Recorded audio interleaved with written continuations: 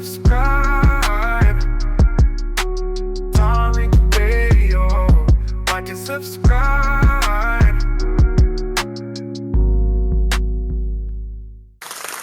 All right, what's going on, man? We in here. We in the building, ladies and gentlemen. We're in the building. What's going on with the late night tap in? Or if you're listening to the playback, the early afternoon or the early morning, however time you're listening, but we're here. Glad to have y'all in here, ladies and gentlemen. Why don't y'all give me a retweet? Let everybody know that we are indeed live. And before we get started, let me shout out a lot of the regulars in here. We got a lot of people coming in the room already. So let me shout out some of those regulars real quick and we can get things popping. Hold on, because I see a lot of new faces in here, a lot of beautiful ladies in here. Shout out to all the beautiful ladies in here. Much respect to y'all. Looking phenomenal. Some of y'all who are not so spectacular, you got a good spirit and a good energy on you. That's okay. That is all right. Let me shout out Ty Powell, Sheba Kita, Carmen, Ivy World, A Lot of Body. What's up, A Lot of Body? I ain't seen you in a minute. We got the Earth Angel, Court. We got Jess. We got FBA Law, Ray, MRK, Stone, Sir Funk, Ice Cold, Miss Skyline, Rhonda, Jeff Will, Say JG, The Black Receipt, Miss Trinity, Noel, Moy Toy. We got Anubis. We got Rob, Ani Asaru, FBA Furball in the building, Brother Robbie Blue, and Ernez. So much respect to a lot of the regulars. Round of applause to you. And get your calls ready because we will take calls pretty soon, ladies and gentlemen, to have you guys chime in and chop it up with me. First thing I want to talk about the Derek Chauvin situation. So the white supremacists, they're really emboldened right now. The white supremacists are feeling very, very bold. They're galvanizing money and resources for open white supremacists now. You got white supremacists, women racially targeting black children, black 5-year-olds, and they're getting money off of it. So the white supremacists are really trying to push the envelope to see how far they can take white extremism. They feel emboldened right now. They done let over these white South Africans. So that was to send a message of global white solidarity that they're trying to have against the black threat, which is no real threat other than the threat of nature and their low birth rates. But one thing that the white supremacists, they really got a bug in their ass about Derek Chauvin being locked up for the murder of George Floyd. They're back talking about trying to get Chauvin pardoned. Now, even if they were to get a federal pardon from Trump or somebody, and I don't think Trump would make that move. That would be a horrible move to try to show some kind of solidarity with the white community. That would be a bad look for his brand. Yeah, he would need to stay away from something like that. That would be a horrible look, especially if the Democrats, boy, that you would just hand them a football and they would run with that. You would breathe new life into the Democrats. But let's say even if he did, Chauvin is still in jail over state charges. So the only way he can get a pardon is if the governor of the state would do that. And I don't think that governor is going to do that at all. But these white supremacists they're really trying. The white supremacists are really trying to get Chauvin out. And they're trying to use the I'm white and I say so. It was really fentanyl, which they know isn't true. They know that that's horse crap. But white supremacy is all about I'm white and I say so. We got to understand the I'm white and I say so law. But why do they keep circling around to Chauvin? See, Derek Chauvin, he's a symbol. That's a symbol of state-enforced white dominance.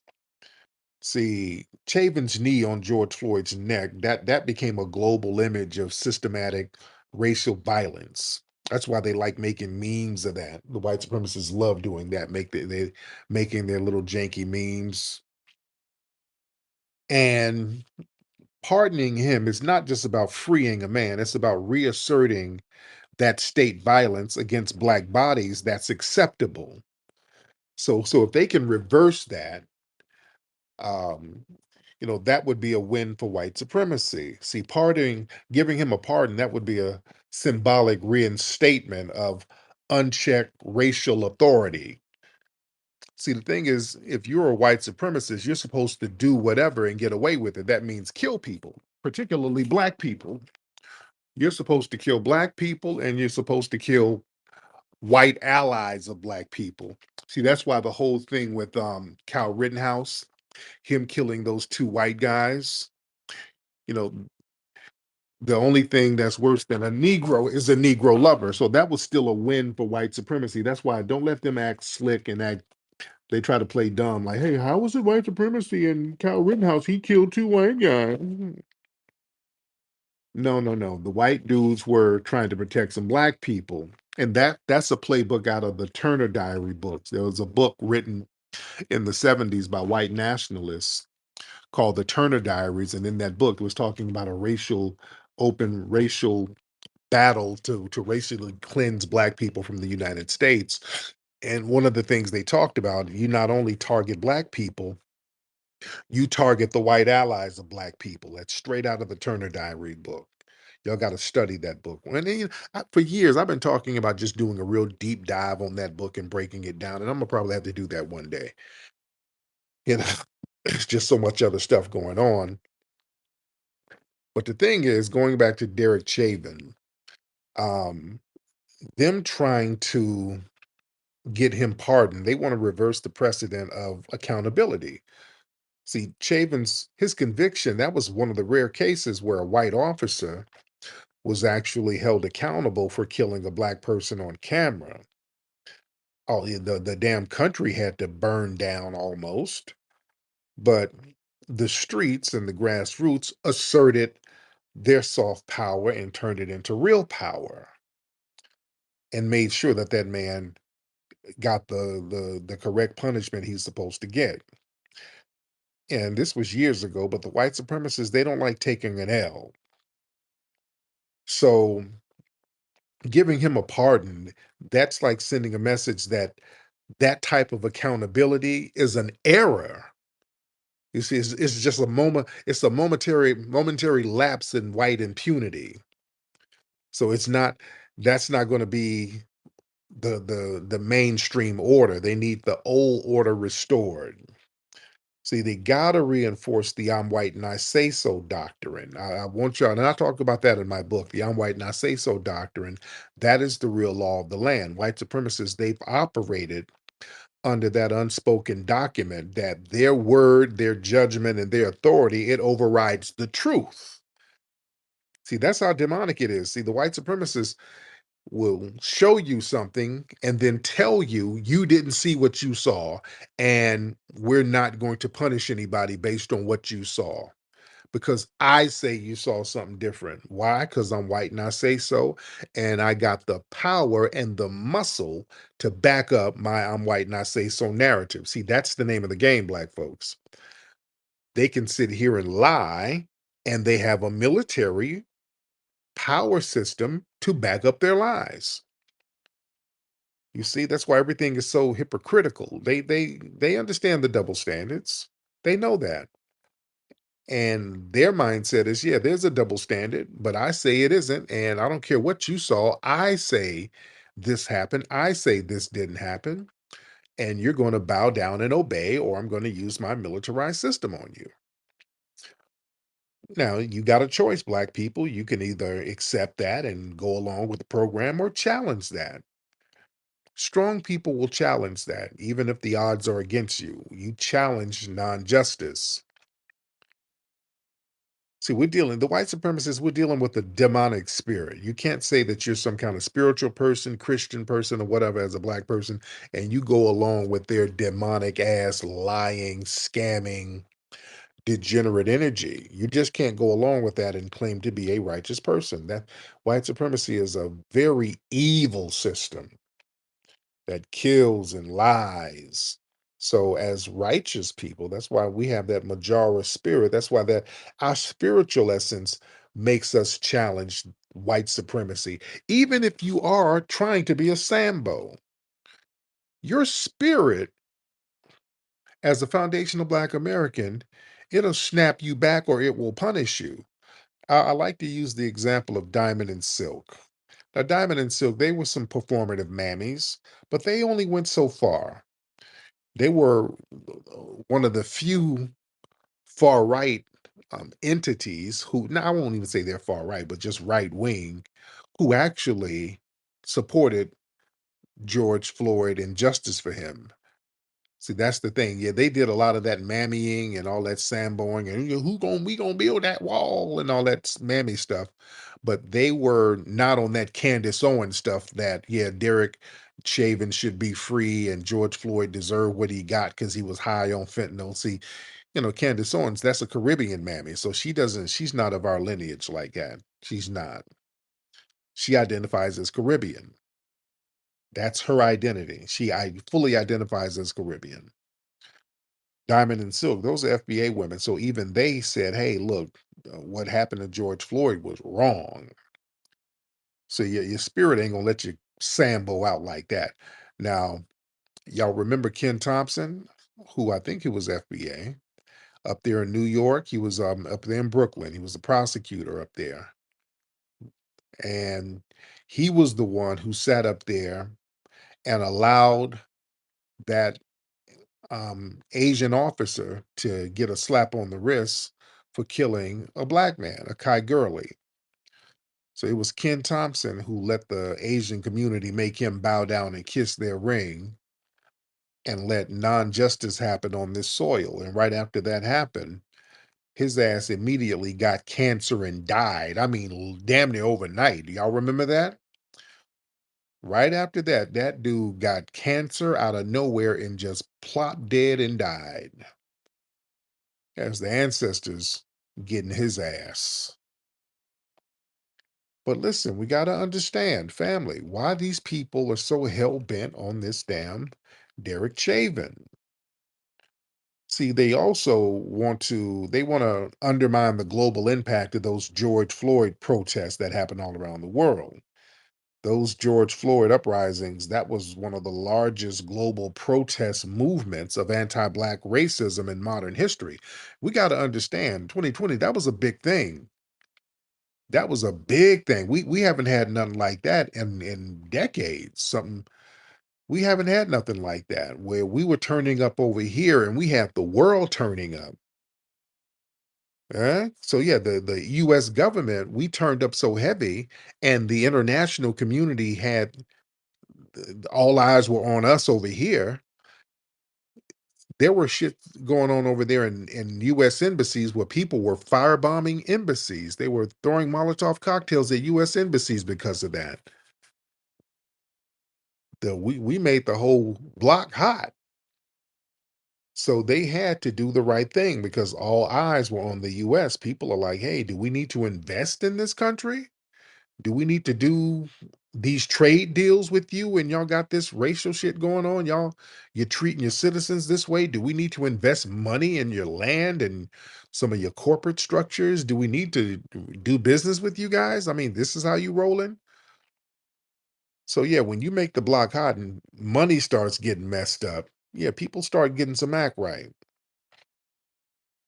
And the white supremacists, they think if they pardon Chavin, that's going to be a way to symbolically erase the legitimacy of those protests. You see? See, what they want to do, they want to try to reassert the idea that the global outcry was based on a false narrative. That's why they keep talking that, well, it was really a drug overdose. That's crap, and they know it. They're trying to rewrite history. And we're just not letting them do that. And see what they want to do also, they want to reassure law enforcement that anti-black violence will be protected. See, the trying to pardon him, that's trying to send a message to police nationwide, like even if you're convicted of killing a black person, we'll fight for you. So they're trying to do like a little morale boost to the racist cops who might feel threatened by the rare instances of accountability.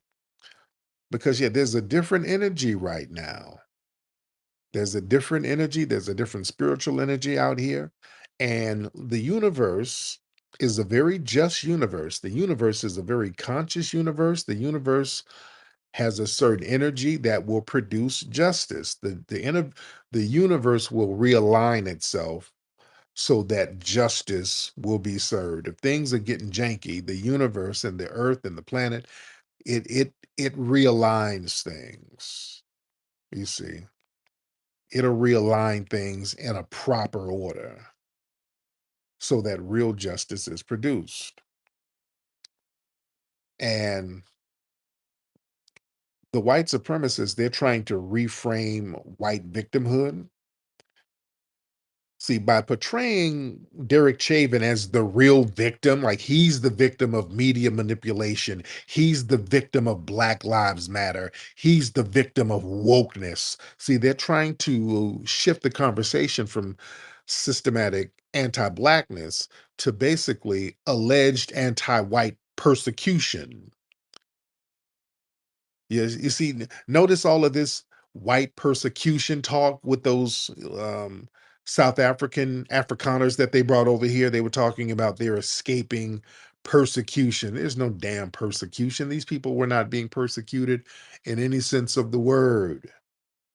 These were just some broke hillbilly white people over there who wanted to come over here because they ain't have nothing going on over there. But the majority of the white people over there in South Africa, they are living the good life. They ain't going nowhere.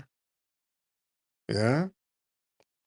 But yeah, they're trying to rewrite history through propaganda. See if they can get Chavin pardoned, they can use that as proof that George Floyd was never murdered, quote unquote. Just like how lynchings, they were all they lynch people and then say it's a suicide or an accident. So pardoning Chavin, they think that's going to lay the groundwork for like historical revisionism, so they can whitewash the crime and rehabilitate the white supremacist narratives. And they want to try to pardon him so they can try to get some kind of psychological order, maintain this little psychological racial hierarchy. See, Chavin's conviction that disrupted the whole psychological order of white dominance. You got millions of people watching a white man being publicly held accountable for killing a black man. So you ain't ever supposed to have that. And the city is in the country and cities all over the country, they're smoldering because of grassroots turnups. So giving him a pardon, they think that's going to kind of reinforce the psychological hierarchy, and that would reinforce the narrative that white men still enjoy the final authority over black life and death. And also they want to test the political power and the shift that's going on now. See, Parton and Chabin, that's like a political test to them. They look at that as a political test. They think, okay, if they can rally support for such an inflammatory move, they can gauge how far white supremacist ideology has infiltrated mainstream conservatism, and they can see how desensitized the public is becoming to this white extremism. So they're really trying to test the boundaries of their open white supremacist mindsets. That's just like, again, going back to them getting a give, send, go crowd fund for this white supremacist woman. See, that was a bold move for them to do that. Hey, we got a white woman out here who's openly spewing racial epithets to children, and we're going to support this woman and give her almost $1 million. So they're trying to send a message. So they got away with that. So now that they want to test some more boundaries, you see. But we got to understand how that I'm white and I say so, that is the law of the land. We cannot play games with that. I want black people to really understand the "I'm white and I say so" narrative, because that's America's oldest legal doctrine, to be honest. Long before formal laws existed to protect black people, the unwritten rule of white assertion governed basically how justice was going to be distributed. During slavery, a white person's word was enough to convict, mutilate, or kill a black person. No evidence required. That excuse me, that tradition, it passed on through Jim Crow, black codes, even modern institutions now. It never went anywhere. Excuse me. That never went anywhere. All right, hold on. Let me get some folks in here. Shout out to everybody in here because we got a lot of folks in here. Let me have y'all chime in. Raise your hand. Let me get the family in here. Raise your hand if you are ready to chop it up. And shout out to everybody in here. Everybody give me a retweet. What's up, Empress? Hey, beloved. Everybody give me a retweet, ladies and gentlemen. If you are ready, raise your hand. I got to check some of these pages because sometimes, okay, yeah, I was about to let this woman up, and okay, some of these pages I got to watch y'all because I'm kind of looking at folks and they'll request to get on, and then when I try to get them on, they don't say nothing. So I'm kind of looking at patterns like, yeah, this woman here is requesting to get on, and I say, well, yeah, hold on, wait a minute. Let me wait a minute. Then I looked at your page and bam, your damn titties out. Your titties out and all types of shit in your mouth. So yeah, folks, don't come up here trying to promote your struggle porn page. All right. Let me say this. Y'all don't come up here trying to promote your struggle um sex work page. Put on some heels and hit the track like the old school. Yeah, yeah, yeah. Susan, hold on. If you need to find a track, get on the track. Susan, hop on in here. Let me see if you one of these people just trying to promote their page. Susan, hop on. Susan, unmute your mic. Unmute your microphone. Don't make a request trying to promote your page. Susan,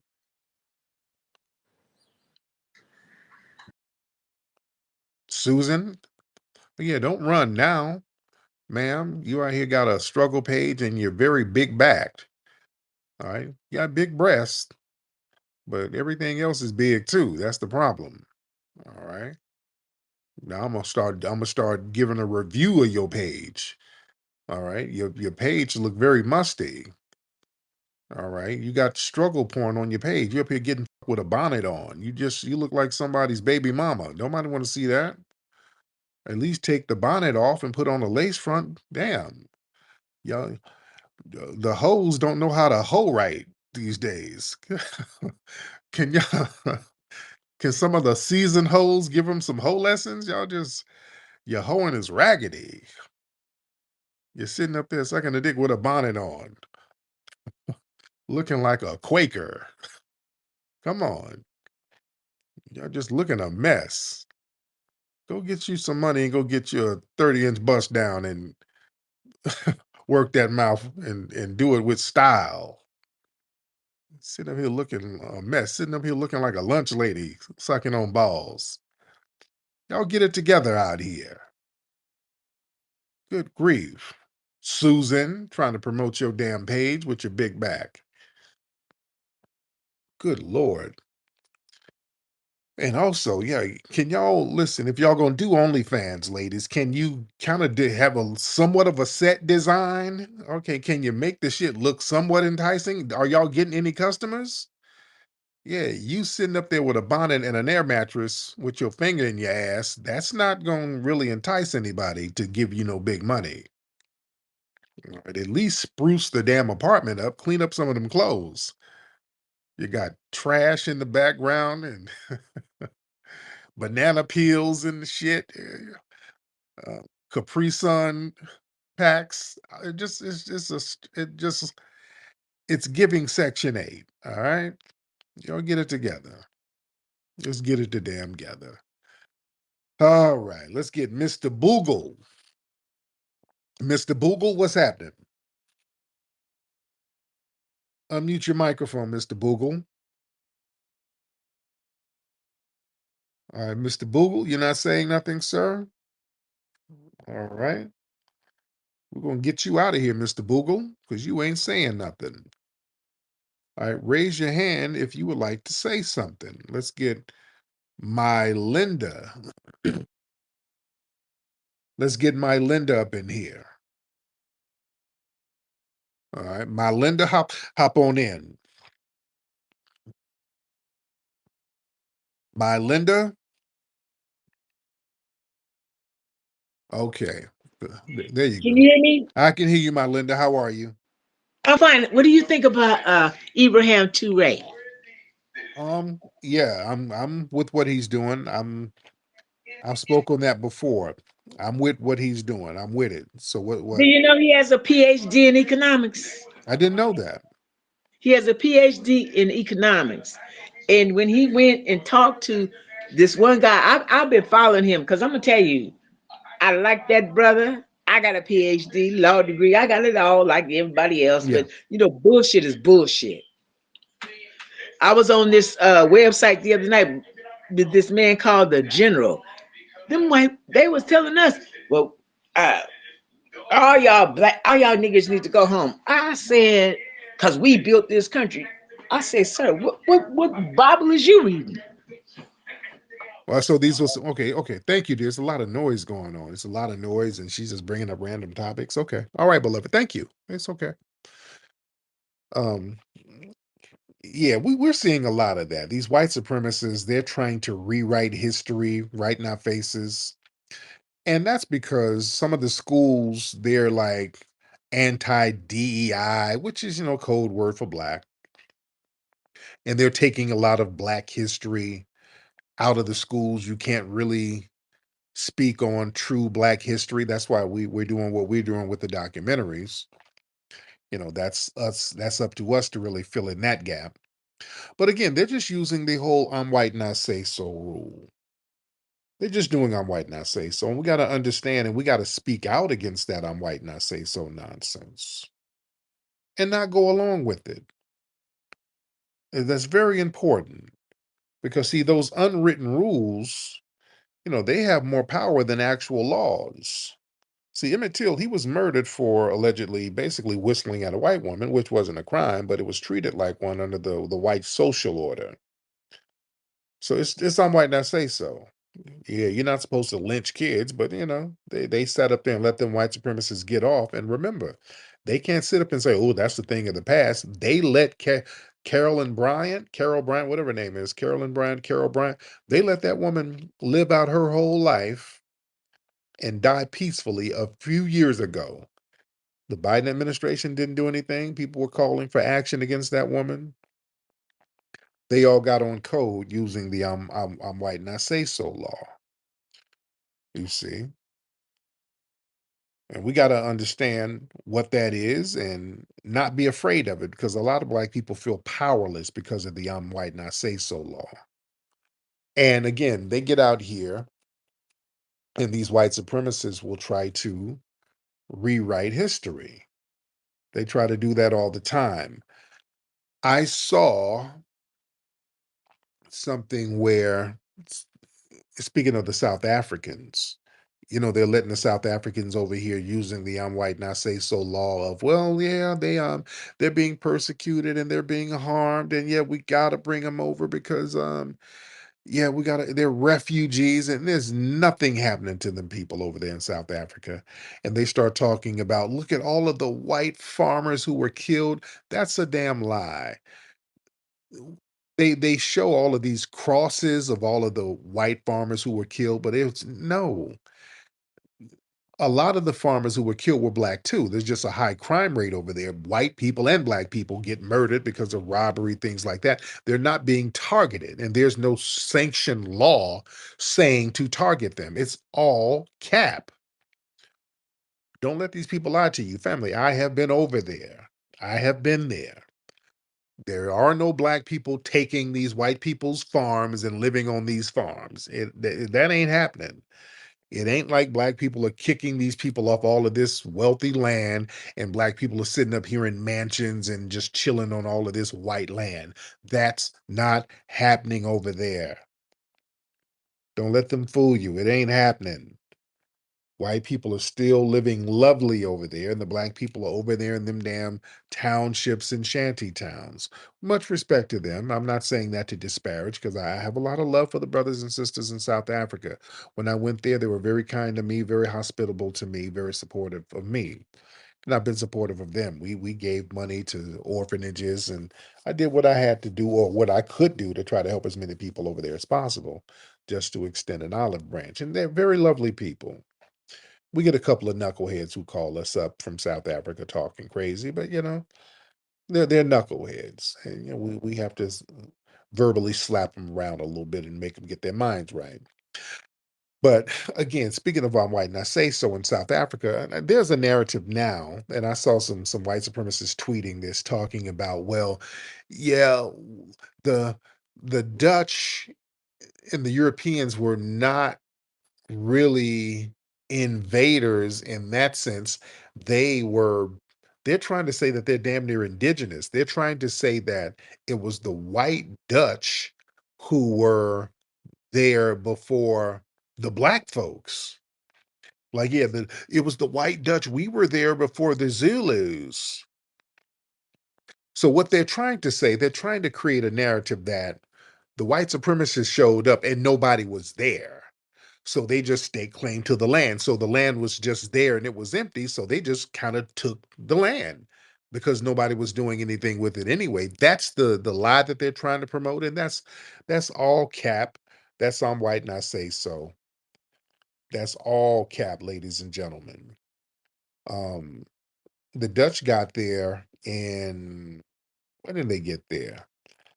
The Dutch got there in 1652, I think. Was it 1652? And the Dutch were on some shit where they were fighting a tribe there. There was like a war there. I think it's the Khoisan. It was one of them tribes. There were some tribes there. So if they're talking about they got there and there was nobody there and they just took over because nobody was there, then what the hell are you doing in a war? There was like the Dutch Khoisan War. It's one of them tribes. Yeah, it was a war in around 15, not 15, but 1659 or something like that. So right after the Dutch got there, they were warring with the damn tribe. So this whole narrative that nobody was there when they got there, that's all cap. The indigenous people were there. The Khoikhoi, the San people, they were there for thousands of years. And yeah, the Zulus, they became kind of a unified, again, like I said, I was talking about this the other day with one of these brothers from over there. A lot of those tribes are remixed. You get different groups of people who were here, who were there, and then they get moved to another area, then they become a whole different ethnic group. You got this group here who moves there, and you got another group who migrates here. They come together, and then they become a whole different ethnic tribe. Same thing with the Zulus. So the Zulus became like a unified um, thing, about 1700s, 1800s, around that time. But uh, they were still there from indigenous places, from indigenous areas within South Africa. So they weren't foreigners to South Africa. They'll try to say the Zulus migrated in later. Well, it's true. Shaka Zulu unified the Zulu kingdom in the early 1800s, but you had the Nguni people and some of those other people again in that area years, centuries before the Dutch got there. You see, and ain't no European indigenous to no damn Africa. Yeah. So again, that whole white, I'm white and I say so narrative, that's a part of systematic white supremacy. That's a part of the con. But we got to really watch out for the I'm white and I say so narrative. We got to watch out for them. Because see, they tie all that in to the black fatigue and all of that stuff. So why are the white supremacists trying to really get on the march right now? Why are they really trying to push that envelope of hardcore white extremism? Because right now there's a demographic panic for them. They fear that they're losing dominance. When you look at the census projections, White Americans, they're going to be a minority by 2040. That's coming up. That ain't too far from here. So there's a fear that's fueling this reactionary movement to kind of reassert control through cultural, political, and even violent means. I think that's why it was symbolic for them to bring over those white Afrikaners, because over here, they have to figure out how to run the United States like an apartheid state, like they did in South Africa, where you have a black majority and a white minority that's the ruling class. So they're trying to establish a violent disposition early, and it's being rejected. We're pushing back from that. When you got brothers like Rodney Hinton doing what he's doing, that's why these white supremacists are looking scared. See, there's a lot of people letting the white supremacists know, hey man, you're not going to press us too hard and not going to and not get consequences. You're not going to press us hard and nothing is going to happen to you. No, there's going to be some consequences if you try to push us with these injustices. If you harm our children, if you harm our wives, if you harm us, our fathers, our sons, there's going to be consequences. That's the messaging that they're getting, and that's why they're nervous. But right now, they're desperate. The white supremacists are very desperate. They're desperate because of white economic insecurity. So they do a lot of blame shifting. See, a lot of the middle class and working class white Americans, they're experiencing an economic decline. Look, man, I was just down in Alabama. It's a bunch of broke hillbillies running around there looking like they struggling. Even out here, a lot of white homeless people. So they're struggling out here. Their little money is funny.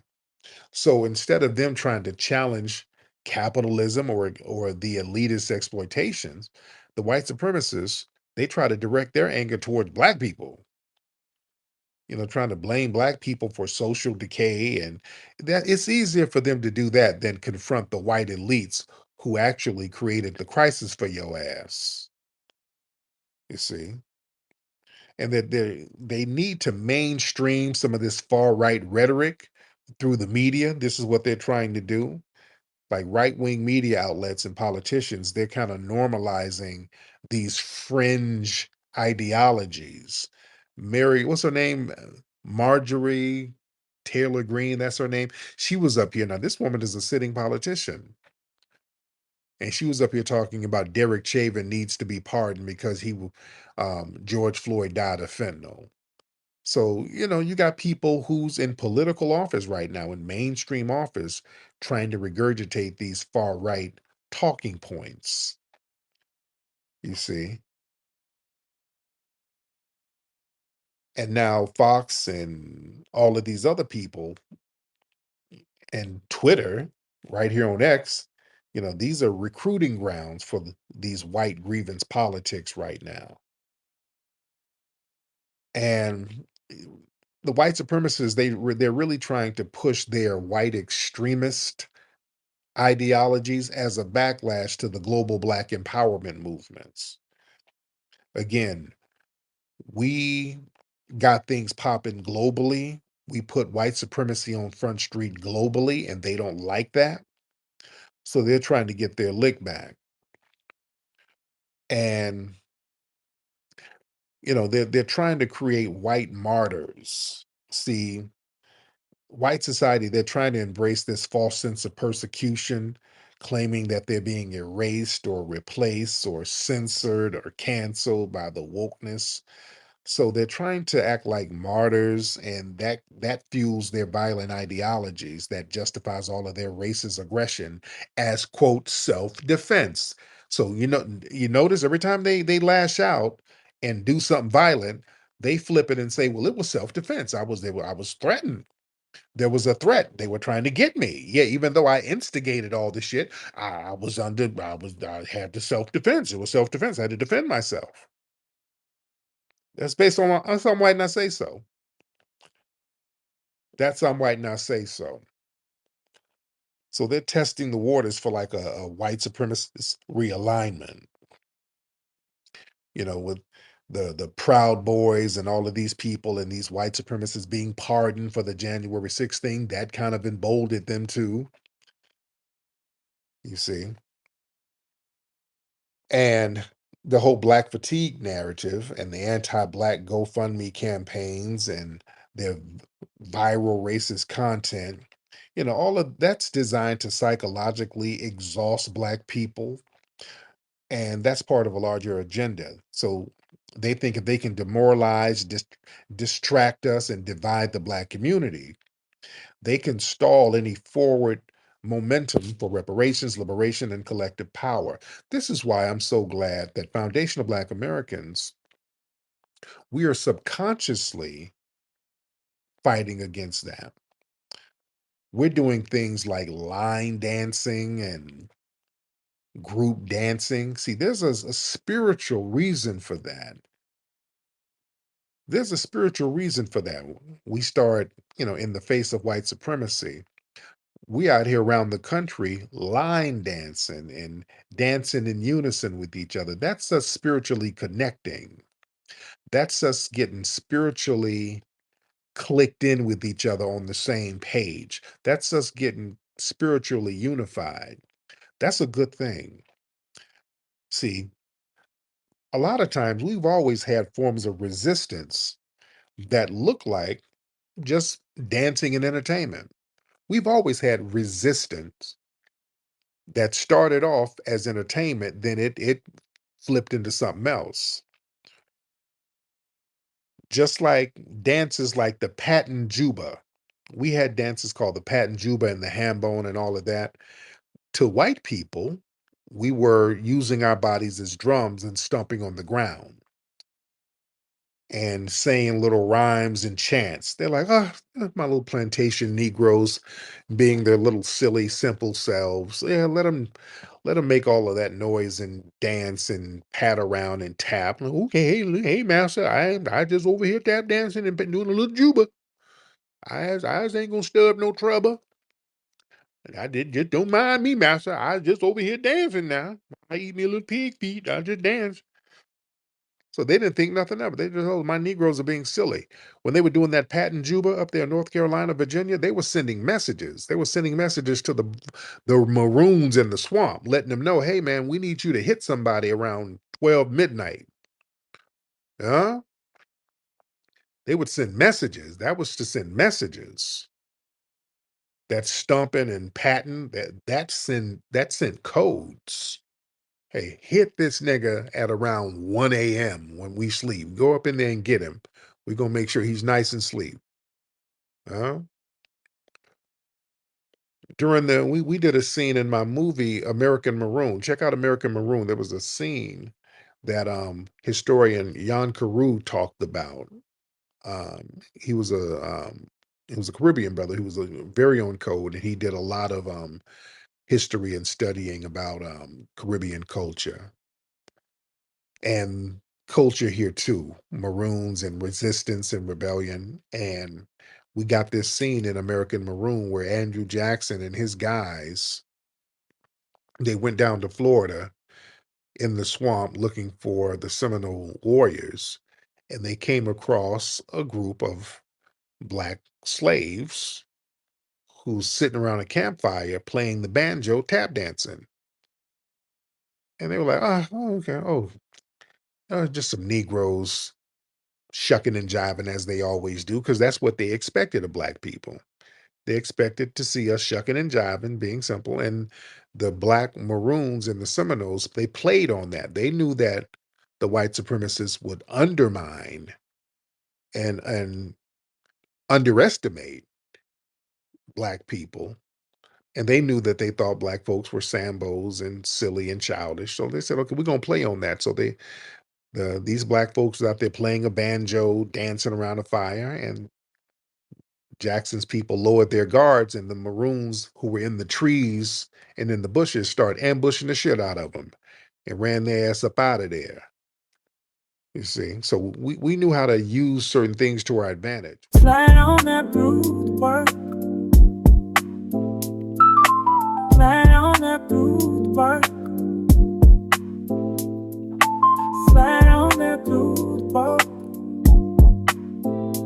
Slide on that root work.